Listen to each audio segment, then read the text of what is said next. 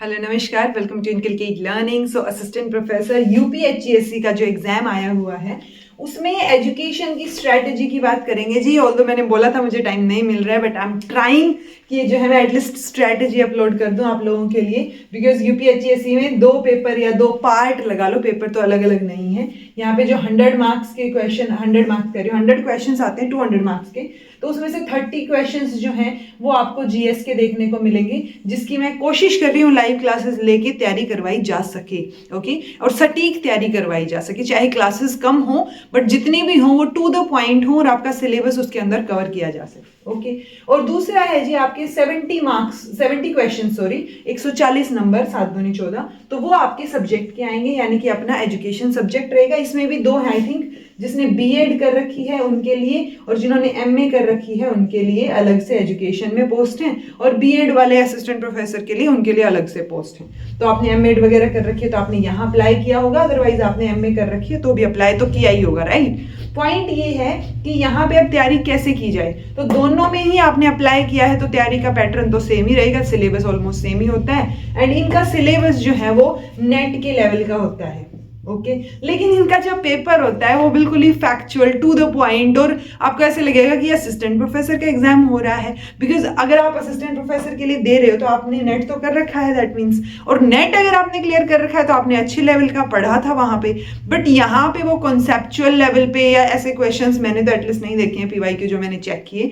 तो कोशिश की जाएगी कि पीवाईक्यू करवा दिए जाए आपके एग्जाम से पहले, क्योंकि 16-17 की डेट अभी तक आई हुई है कि आपका एग्जाम 16 या 17 में से रहेगा। ओके, अब तैयारी कैसे करें, तो देखो अगर नेट की तैयारी कर रखी है तो आपको सिर्फ रिवीजन की जरूरत है, दैट्स इट। ओके, आप पीवाईक्यूज देख लीजिए, ये वाले देख लीजिए, आप जो क्वेश्चंस अपने प्रीवियस ईयर के हैं नेट के वो चेक कर लीजिए, ताकि आपकी तैयारी अप टू डेट रहे। आप यहाँ पे फैक्चुअल पोर्शन नहीं भूल सकते हैं, बिकॉज सीधा सीधा फैक्चुअल पोर्शन आता है और कट ऑफ काफी हाई जाती है, स्पेशली अपने सब्जेक्ट की एजुकेशन की। Okay, so it will be better कि आप अच्छे से तैयारी करके जाएं। अब ये जीएस तो मैं लाइव क्लासेस में करवाने की कोशिश कर रही हूँ, अब ये 70 नंबर की आप एजुकेशन की तैयारी करेंगे कैसे, तो देखो अलग से तो क्लासेस नहीं हो पाएंगे, बिकॉज ना अभी के लिए टाइम है, ना मेरे पास टाइम है, और ना ही तैयारी में टाइम है। जो भी टाइम मैं निकाल पा रही हूँ वो मैं जीएस करवाने के लिए निकाल पा रही हूँ। ओके, दूसरी चीज, अब कैसे तैयारी करोगे, तो अपने टॉपिक से सिलेक्ट वो रहिए, स्टिक रहिए, ठीक है।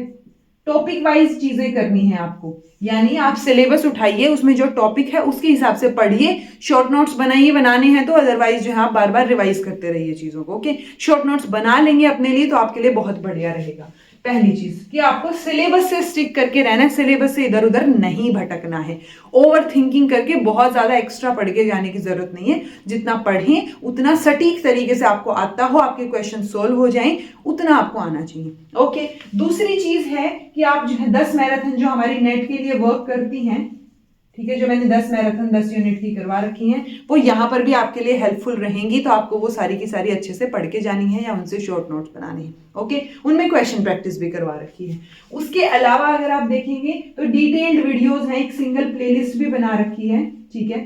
तो आप अपने टॉपिक वाइज अपने सिलेबस को उठाइए, वहां से जो टॉपिक आपको समझ नहीं आ रहा है या अलग टॉपिक है तो वो जो स्पेसिफिकली जो जिसमें से फैक्चुअल आने के चांसेस हैं, तो वो जो है आप उसकी डिटेल्ड वीडियोस चेक कीजिए और वहां से अपने नोट्स बना लीजिए। ओके, और उसके अलावा आप प्रैक्टिस के लिए क्या कर सकते हो, पीवाईक्यूज कर सकते हो, जितने भी पीवाईक्यूज हैं, सीधे सीधे पीवाईक्यूज ओडिशा के एग्जाम में स्पेसिफिकली ज्यादा आते हैं, तो आप ओडिशा के एग्जाम के जो मैंने करवा रखे थे एसएसबी पीजीटी के, या फिर वो उनका जो लेक्चरर का है, कॉलेज कैडर का एग्जाम था, वो क्वेश्चंस, तो वो पीवाईक्यूज आप कर सकते हो, बिकॉज वो भी जो है यूपीएचसीएससी का जो प्रीवियस ईयर है वैसे ही सीधे सीधे हैं। नेट में फिर भी थोड़े से अच्छे लेवल के आ जाते हैं बहुत बार, बट ऑब्वियसली आपने नेट क्लियर किया है तो आप नेट के पीवाईक्यूज भी रिवाइज कर जाइए, यानी कि आप अपना बेसिक्स क्लियर करके फिर पीवाईक्यूज पे फोकस कीजिए। जितने ज्यादा पीवाईक्यूज आप सोल्व कर पाए उतने सोल्व करने की कोशिश कीजिए। मॉक टेस्ट वगैरह के चक्कर में मत पड़िएगा, क्योंकि मुझे पर्सनली नहीं लगता कि मॉक टेस्ट जो है वो मतलब मॉक टेस्ट आपकी अच्छी तरीके से तैयारी करवा पाए नहीं करवा पाए, डाउट सा रहता है वहां पे। ओके,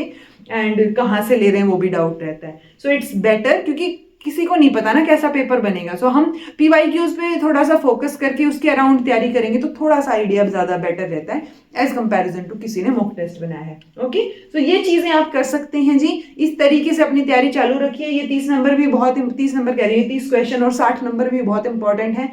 कोशिश कीजिए कि ये वाली तैयारी जो है इसमें भी आप क्वेश्चन प्रैक्टिस वगैरह या बेसिक्स आपके क्लियर हों, जो मैं कोशिश कर रही हूँ। जैसे हमने टीचिंग और रिसर्च एप्टीट्यूड कर लिया है, पॉलिटी हमारी कल तक या परसों तक हो जाएगी और उसके फिर पीवाईक्यूज हमें करने हैं या अलग अलग जगह पे जो क्वेश्चंस आए हैं वो करने। तो एटलीस्ट बेसिक कॉन्सेप्ट, चाहे ज्योग्राफी का हो, पॉलिटी का हो, हिस्ट्री का, आपके बेसिक्स क्लियर होने चाहिए। बेसिक क्लियर होंगे तो आप फिर भी थोड़ा आइडिया लगा के क्वेश्चन सोल्व कर सकते हैं। ओके, सो यही स्ट्रैटेजी है, इससे ज्यादा कुछ आपको करने की जरूरत है नहीं।